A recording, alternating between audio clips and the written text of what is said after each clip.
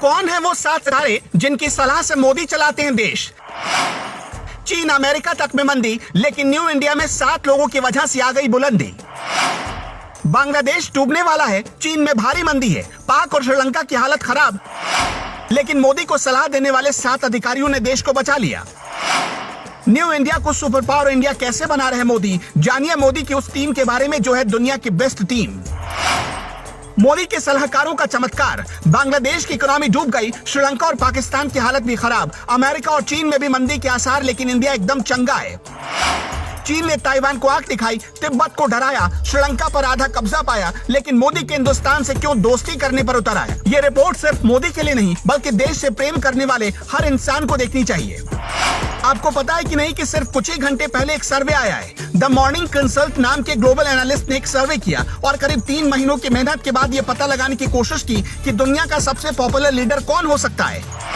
तो लोगों ने जवाब दिया नरेंद्र मोदी, यानी कि Joe Biden, Olaf Scholz, Anthony Albanese, Emmanuel Macron जैसे लोगों को पछाड़कर नरेंद्र मोदी सबसे पॉपुलर बन गए। ज्यादा टाइम ना लेते हुए पहले पॉपुलैरिटी की लिस्ट देखिए। नरेंद्र मोदी की अप्रूवल रेटिंग सबसे ज्यादा यानी 75% है। मैक्सिको के राष्ट्रपति लोपेज ओब्राडोर की अप्रूवल रेटिंग 63% है। ऑस्ट्रेलिया के पीएम एंथनी एल्बूज की अप्रूवल रेटिंग 58% है। अमेरिकी राष्ट्रपति जो बाइडेन की अप्रूवल रेटिंग सिर्फ 41%, यानी कि सुपर पावर अमेरिका के नेता चौथे नंबर पर हैं। खैर, मोदी किसी इंटरनेशनल रेटिंग के मोहताज नहीं हैं और वो काम करके प्रूव करने में यकीन रखते हैं, इसलिए देश में उनकी रेटिंग ऑलवेज हाई रहती है। पर मोदी पिछले 8 सालों से ये कैसे कर पा रहे हैं? इकोनॉमी हो, डिफेंस हो, डिप्लोमेसी हो, एकदम 100% खरा। ये सिर्फ संयोग नहीं हो सकता, ऐसा सिर्फ इसलिए हो पाता है क्योंकि मोदी ने अपने पास हिंदुस्तान के बेस्ट अधिकारियों की टीम रखी। 7 ऐसे सबसे खास लोगों से आज मिलवाएंगे जिनकी सलाह से पीएम मोदी देश चला रहे हैं। हर दिन पीएम मोदी की आंखों के सामने सैकड़ों फाइलें गुजरती हैं और अगर जोड़ा जाए तो उनमें हजारों लाइनें लिखी रहती हैं। एक एक लाइन को पढ़ना, फिर उस फाइल पर साइन करना, ये कभी मोदी के लिए अकेले आसान नहीं हो सकता था अगर मोदी के पास ऐसे अधिकारियों की टीम ना होती। इस वक्त पीएम मोदी को सलाह देने वाले अधिकारियों में सबसे ऊपर है प्रमुख सचिव पीके मिश्रा। पहले इस जगह पर होते थे नृपेंद्र मिश्रा। उनके रिटायर होने के बाद मोदी ने अपने सबसे खास प्रोजेक्ट राम मंदिर निर्माण की देखरेख में नृपेंद्र मिश्रा को लगा दिया और फिर उनकी जगह आए पीके मिश्रा। पीके मिश्रा केंद्र और गुजरात सरकार में कई अहम पदों पर रहे हैं। 1972 बैच के गुजरात कैडर के आईएएस अधिकारी पीके मिश्रा ने 2019 में मोदी के प्रमुख सचिव का पद संभाला था। गुजरात में जब नरेंद्र मोदी मुख्यमंत्री होते थे तब पीके मिश्रा उनके खास अधिकारियों में गिने जाते थे। पीके मिश्रा को आपदा प्रबंधन में बेहतरीन काम के लिए यूनाइटेड नेशन भी सम्मानित कर चुका है। डॉक्टर पीके मिश्रा साल 2006 से 2008 के बीच भारत के कृषि सचिव रहे। पीके मिश्रा के काम करने का स्टाइल सबसे अलग था, इसलिए मोदी उनके मुरीद थे। जब पीके मिश्रा मोदी के मुख्यमंत्री रहते हुए रिटायर हो गए थे तो उन्हें गुजरात इलेक्ट्रिसिटी रेगुलेटरी बोर्ड का चेयरमैन बना दिया गया था। 2013 में डॉक्टर पीके मिश्रा का कार्यकाल खत्म हुआ और गुजरात से नरेंद्र मोदी दिल्ली आ गए। जैसे ही नरेंद्र मोदी प्रधानमंत्री बने, पीके मिश्रा को दिल्ली बुलाया गया और मोदी की टीम में शामिल किया गया। पीके मिश्रा को इंफ्रास्ट्रक्चर डेवलपमेंट, कृषि, एनर्जी, डिजास्टर मैनेजमेंट जैसे मामलों में एक्सपर्टीज हासिल है। आज हमारा देश पुष्पराज यानी पुष्पा बन चुका है, यानी अमेरिका और चीन जैसे देशों की अकड़ के आगे भी हमें कोई टेंशन नहीं होती। कूटनीति और सामरिक मोर्चे पर भारत अगर विश्व शक्ति बनता जा रहा है तो इसके पीछे है मोदी के सुरक्षा सलाहकार अजित डोवाल। डोवाल रियल लाइफ में भी जासूस की भूमिका निभा चुके हैं। पाकिस्तान अगर अपने पाजामे में है तो उसके पीछे मोदी का नेतृत्व और अजित डोवाल का ही रोल है। ये याद रखिए कि डोवाल की रणनीति का ही नतीजा है कि अमेरिका और रूस दोनों महाशक्तियां भारत में आती हैं और प्रधानमंत्री मोदी से बात करती हैं। मोदी के बाकी 2 अधिकारियों से आपकी मुलाकात करवाएं, उससे पहले बस 2 आंकड़े आप देखिए ताकि आपको ये पता चल पाए कि देश चलाने में उन अधिकारियों का कितना कीमती रोल है। चीन के लोग अपनी रोलेक्स घड़ियां बेच रहे हैं, हर्मेस बैग बेच रहे हैं ताकि वो पैसे इकट्ठा कर सके। चीन में 62,000 दुकानें बंद हो गई। चीन के कुछ इलाके ऐसे हैं जहां सिर्फ 5 घंटे ही लोगों को बिजली मिल पा रही है। लेकिन इसके उलट भारत में क्या हो रहा है? भारत में सिर्फ अगस्त के महीने में 46,000 करोड़ विदेशी निवेश आ चुका है। एशिया में जितना निवेश अगस्त महीने में हुआ उसका 76% अकेले भारत में आया। भारत में आधे घंटे में 1 लाख महिंद्रा स्कॉर्पियो एन कारें बुक हो गई। भारत के हर गांव में बिजली पहुंच चुकी है। कुछ महीने पहले तक पूरी दुनिया बांग्लादेश की तारीफ कर रही थी, यहाँ तक कि भारत में मोदी विरोधी भी कहने लगे थे, देखो भारत से तेज बांग्लादेश तरक्की कर रहा है।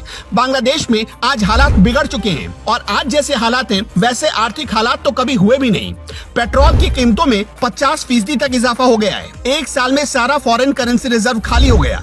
20 जुलाई 2022 की रिपोर्ट बताती है कि अब फॉरेन करेंसी रिजर्व सिर्फ 39 अरब डॉलर ही बांग्लादेश में बचा है।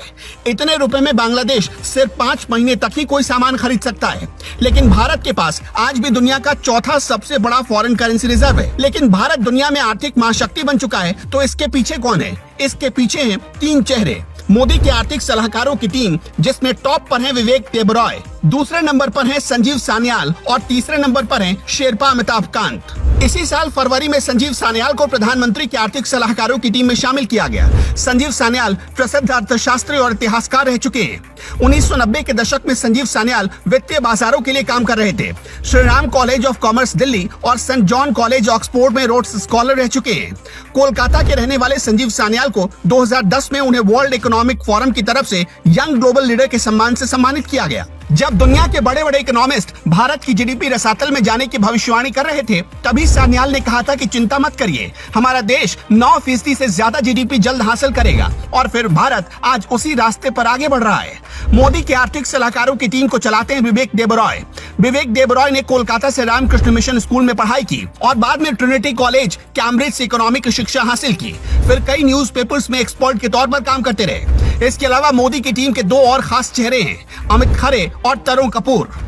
लालू के चारा घोटाले को एक्सपोज करने वाले दमदार और धाकड़ अधिकारी हैं अमित खरे। झारखंड के चाईबासा जिले के डीएम रहते हुए अमित खरे ने ही पशुओं के चारे में हो रही घोटाले को पकड़ा था।